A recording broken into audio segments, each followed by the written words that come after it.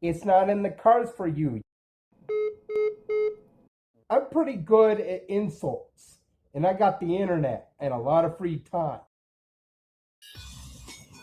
Leftism is about inclusiveness, except for the people that don't want to play nice with others and be inclusive.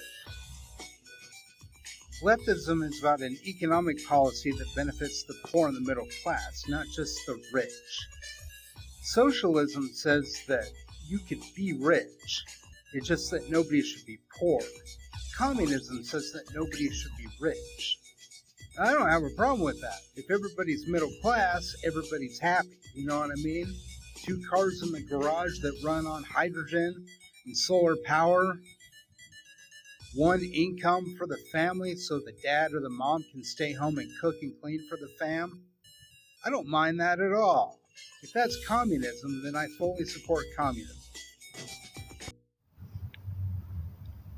I don't see how me dating a 21-year-old woman would be a big deal, except for a conservative, old head, retarded, trash heap of history mind that bears no relevance to my non-bigot personality, unlike you, bigot. Shove off. Have you ever met a 21-year-old woman?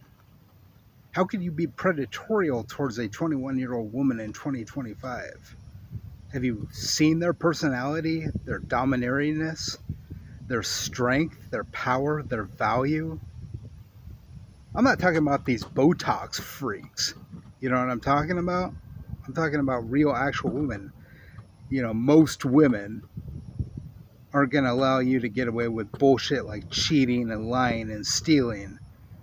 So anything you're saying just goes in one ear and out the other because you're an ageist, raging bigot, and your prejudice deserves no appeasement whatsoever. You should just shut the fuck up, along with any conservative views you have. If you're around me, just shut the fuck up. Hey everyone, I just wanted to note that I'm doing $20 shoutouts again, so if you want to give me $20 on Cash App, that's $King Daddy Telomerase. I'll give you a shout out or maybe say something or read something that I agree to read or say. So if there's anything you want me to say that I agree to say, I'll take $20 for that. If you want me to do a shout out or wish somebody happy birthday, etc., etc., you pick the thing, you pick the topic, and I'll take $20. And here we have Lucas making more work for me by having to remove music and do a voiceover. Compassion does not include your weightism, classism, ableism, and ageism, who you choose to date, Gen Z. Stop being bigoted clowns and maintaining your empire of evil. First of all, it's fat phobia. Weightism isn't a word. It's just one of those things Lucas made up to sound like a big smart boy. And second, we all know that none of these things are why Lucas gets rejected. It's like the whole package. Lucas could be filthy, disgusting rich, and if he was still Lucas, he would still get rejected. It is personal. Every time Lucas gets rejected, it is absolutely personal. Nothing to do with older men in general, nothing to do with overweight men, poor men, men with disabilities. It's just Lucas who is thoroughly unwantable. Oh, and we're done. Being an anti-capitalist simply means that you're pro-compassion. You're pro-empathy and you're pro-equality.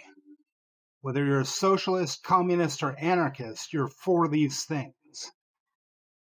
Capitalism maintains evil and inequality. They say that the poverty level has gone down since capitalism, but half those countries were socialist, so do your math again. Because anytime a socialist regime starts, a capitalist regime pushes it over because they don't want compassion. Do you want compassion? Then show compassion. Not only did Joseph Stalin give the Russians and the Soviets more money, he made that ruble stretch even further. So before you jump down my throat for wanting more money and call me a capitalist because I charge $20 for a shout out or to read something that I agree to read, remember that the communist system gave people more money. Socialism, whatever you want to call it, it gave people more money, and that money stretched even further. So show a little compassion before you run your mouth and realize that that would be socialism to give me money, and to have worker solidarity with your fellow worker, and to have inclusion for people that don't necessarily include you. That's what socialism means. Capitalism thrives on competition, wealth inequality, and straight up evil, and taking money away. So you really need to learn that most of those countries that drug people out of poverty and put them into the middle class were socialist, because they gave them more money and they made that money stretch even further. That's socialism.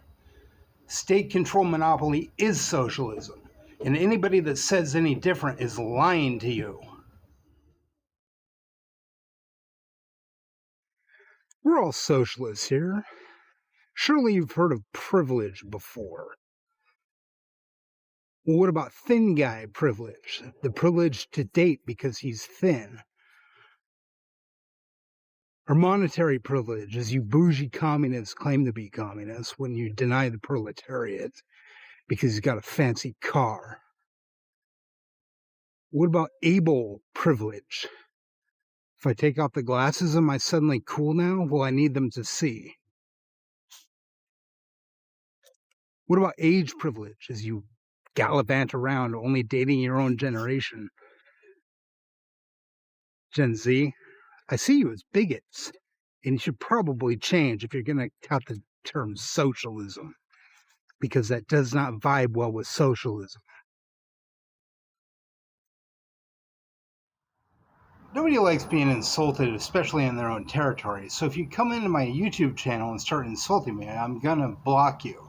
And the way I block you is by hiding all your comments with the press of a button. So you may as well just shut your bitch mouth. The question for Gen Z women between the ages of 18 and 25. Why are you bigots? Seriously, why are you bigots? I have this question for nobody else because nobody else fits the bill. Why are you bigots? You claim to be communist, but you're classist in who you date. You claim to be anti-bigot, but you're ageist, you're ableist, and you're weightist. Those are the things that I see in Gen Z as being very prominent and very out there. I don't see this with other generations because they've outgrown it. Why can't you just outgrow it now instead of being fucking bigots? If Jesus wasn't straight up made up by the Council of Nicaea in 325 AD, he would have been born in Palestine. Think of that the next time you're oppressing somebody. Maybe you're oppressing the wrong people. Maybe you're angering God. I'm not saying this is in every case, but it's the damnedest thing with a lot of Christian girls. You leave the church on Sunday, and I've been to churches on Sunday even as recently as in my 40s when I was homeless. It's the damnedest thing because they're right there with the guys with the nicest cars, despite what it says in Matthew 19:21 through 24. Where it explicitly details that Jesus was probably, before there was a term, a communist. So explain that shit to me, can you? As an older guy interested in younger males and a libtard or whatever you want to call me,